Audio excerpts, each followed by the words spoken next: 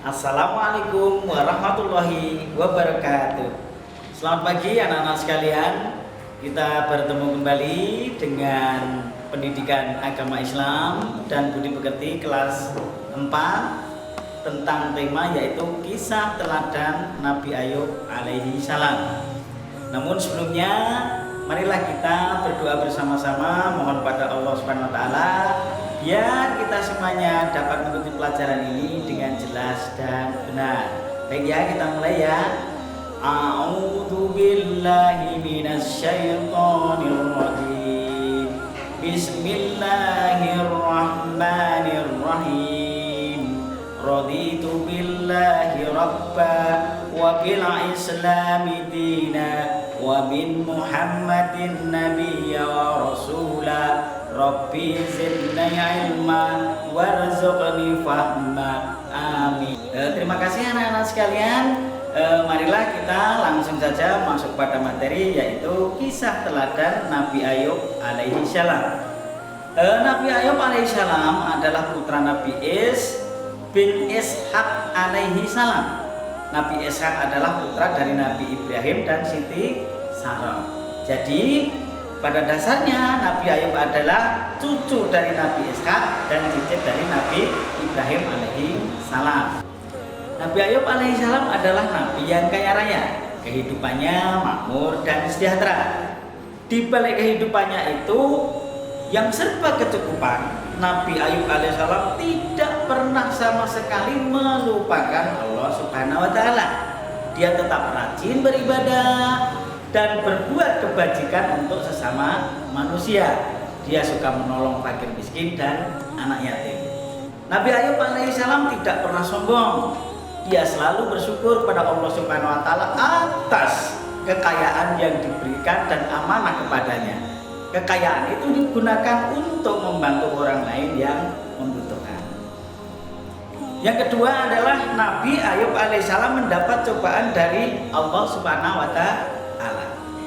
Kehidupan Nabi Ayub membuat para malaikat berdecak kagum.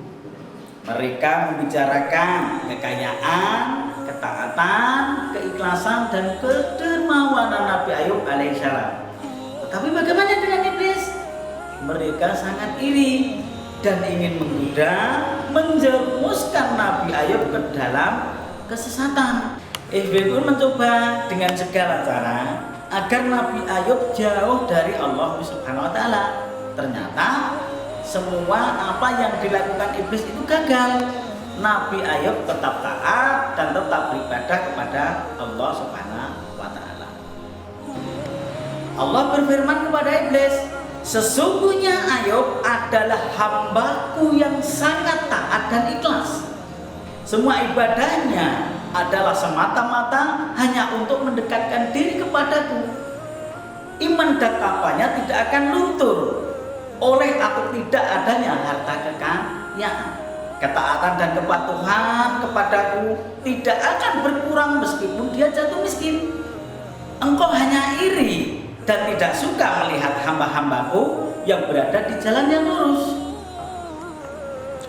Untuk membuktikan keimanan dan ketaatan Nabi Ayub alaihissalam, akhirnya Allah pun mengizinkan iblis untuk menguji Nabi Ayub alaihissalam dan keluarganya. Kemudian iblis dan para pembantunya mulai menggoda keimanan Nabi Ayub, mula-mula dengan membinasakan ternaknya. Kemudian satu persatu hewan Nabi Ayub mati semua. Kemudian lumbung-lumbung makanannya tiba-tiba terbakar sehingga pertaniannya musnah. Iblis juga mengganggu keluarga Nabi Ayub alaihissalam. Iblis meruntuhkan rumah-rumah Nabi Ayub sehingga semua putra-putranya meninggal semuanya, tertimpa oleh runtuhan rumah yang roboh tadi. Apakah iblis belum puas? Belum. Iblis kemudian menaburkan bakteri yang menyebabkan Nabi Ayub terkena penyakit kulit yang menjijikkan sehingga tetangganya menjauhi, bahkan istrinya sendiri tidak mau lagi mengurusnya. Penderitaan Nabi Ayub ini berjalan selama 7 tahun. Kemudian yang berikutnya anak-anak, yaitu Nabi Ayub berhasil melewati cobaan. Semua cobaan yang diperbuat oleh iblis tidak mampu untuk membuat Nabi Ayub berkeluh kesah. Dia tetap bersabar, tabah, dan tetap semangat tentunya menghadapi semua kejadian. Dan tetap berzikir, menyebut asma Allah Subhanahu wa taala meskipun kehilangan kekayaan dan anak-anaknya. Pada awalnya masih ada seorang istri Nabi Ayub yang masih setia, yaitu yang bernama Rahma.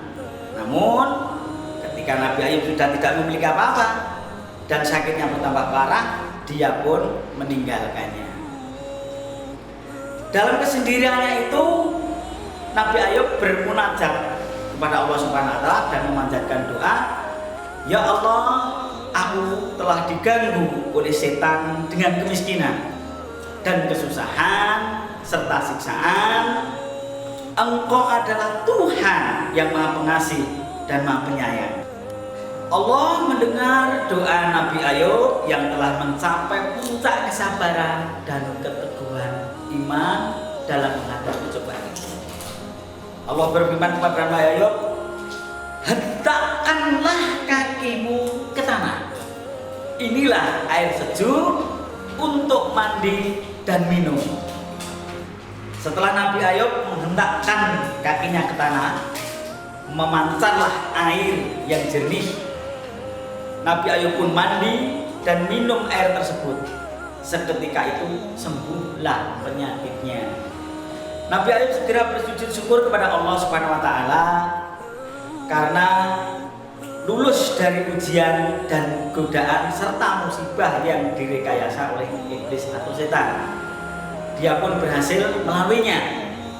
Keimanan dan keteguhan hatinya mampu menghadapi semua godaan selama bertahun-tahun.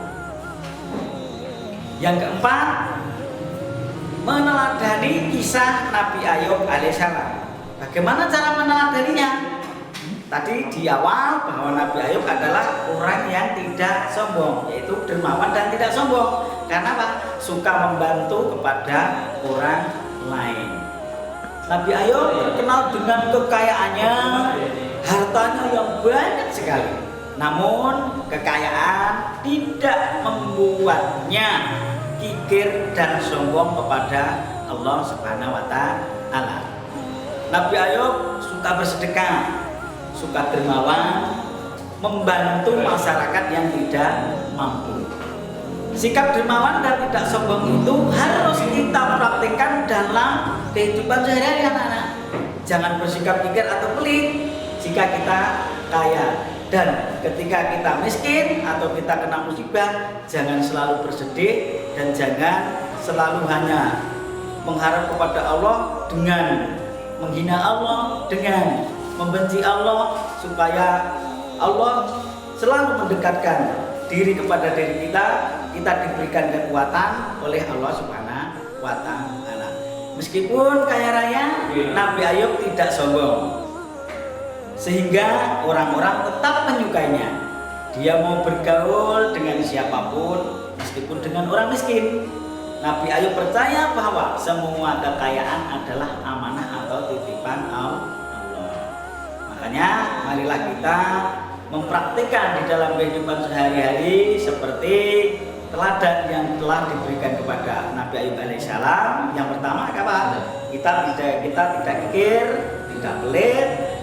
Walaupun kaya, kita juga tidak sombong. Sikap kikir dan sombong adalah sifat yang tercela. Maka Allah akan membenci hambanya yang kikir dan sombong.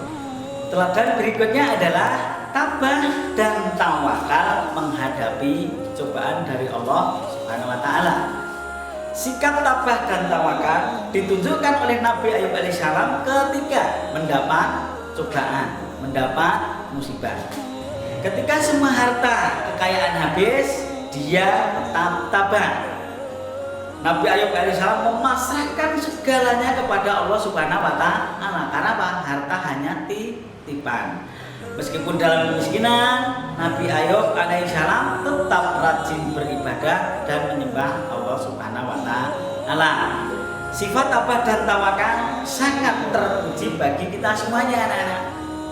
Setiap sesuatu yang terjadi selalu ada hikmahnya, dan semua itu adalah demi untuk kebaikan kita. Dalam keadaan apapun kita tetap harus berdoa kepada Allah, mengharapkan rahmat dari Allah Subhanahu wa taala. Allah berjanji mengabulkan doa-doa kita.